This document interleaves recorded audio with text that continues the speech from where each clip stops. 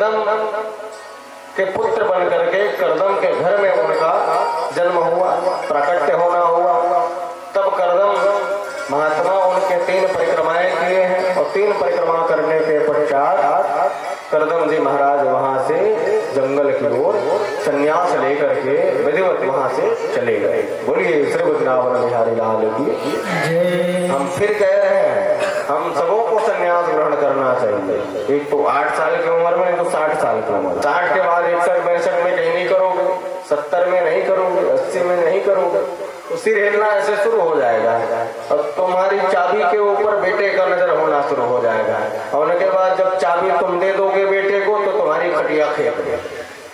उम्र में तो 60 साल की उम्र में छोड़ देना चाहिए, सारे कामों को करके, सारे अपने दायित्व को निर्वहन करके। श्री करदम जी महाराज 3 परिक्रमा किए हैं कपिल नारायण भगवान का, और 3 परिक्रमा करने के पश्चात श्री करदम जी महाराज जंगल की ओर, वनवास की ओर, भगवत चर्चा के लिए, भगवान को प्राप्त करने के लिए वहां चले गए।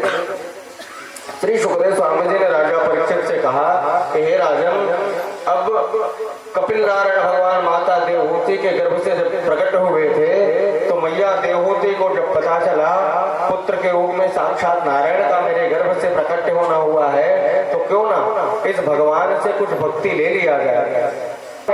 सोच विचार करने की क्षमता, सत्संग करने की क्षमता यदि है तो हमको कर ही लेना चाहिए, क्योंकि सत्संग करने की क्षमता देवताओं को नहीं है, यक्षों को नहीं है, गंधर्व को नहीं है, नाग को नहीं है, महानाग को नहीं है, भूत प्रेत को नहीं है, पिशाच निशाचर को नहीं है। देवताओं को भी सत्संग करने का अवसर नहीं मिलता है। सत्संग करने का अवसर केवल और केवल मनुष्यों के खाते में है, इसलिए खाते का खाता सब खाता है। क्यों?